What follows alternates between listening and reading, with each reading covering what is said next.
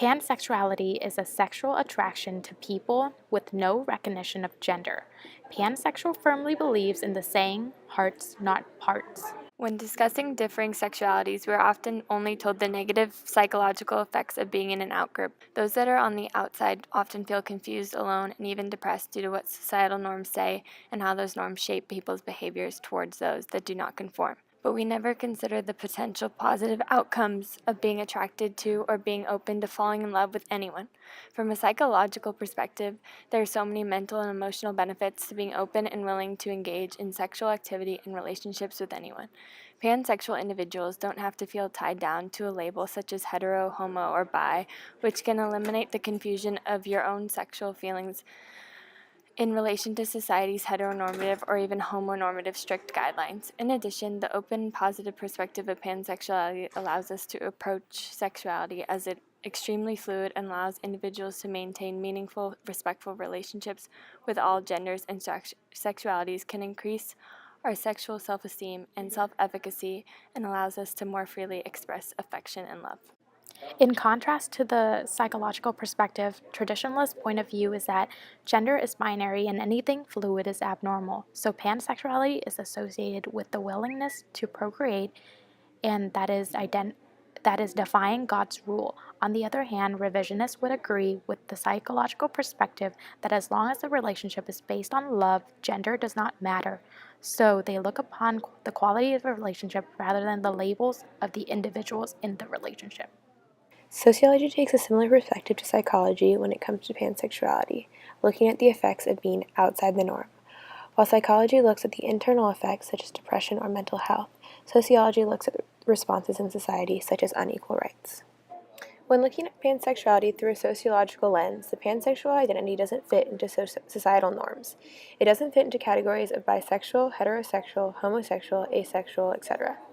Since it doesn't fit into societal expectations and it is a relatively new term, identifying as pansexual has consequences in different realms. In Lori Gershik's Transgender Voices, she notes that, in a heteronormative society, the multifaceted implications of sexuality become invisible. By this she means that deviation from heteronormative culture has a wide scope of negative impact that often isn't even apparent. Regulation of sexual practices, such as marriage laws, indicate a higher value of heterosexuality in society. Discrimination can occur in the workplace, with family members, and in other social situations. Because pansexuality doesn't fit into bisexuality, it is even further from the norms of sexuality and can therefore face additional discrimination. Additionally, pansexuality plays into breaking beyond gender binary because it acknowledges, unlike bisexuality, that it is possible to be attracted to someone who identifies as neither male nor female as gendered. As I mentioned before, from a psychological perspective, not fitting into a social norm or normalized category can cause negative effects on those outgroup members. Because you're not considered the norm, people can create stereotypes, and this can cause low self-esteem and feelings of isolation, which can cause anxiety and depression. The theological perspective would agree that pansexuality is out of the societal norms, since it is not a norm.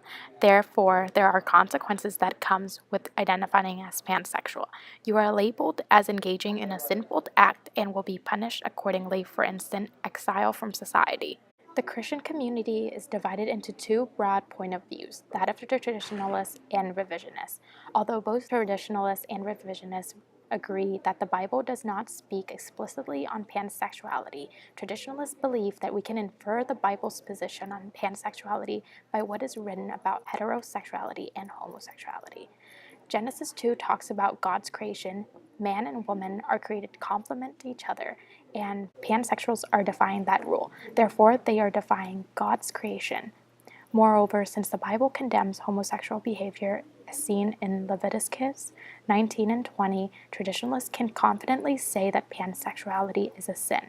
In contrast, revisionists believe that everyone is created in the image of God, so as long as pansexual relationships are based on the broader idea of love and intimacy, gender does not matter. Pansexuality is not a sinful orientation according to revisionists.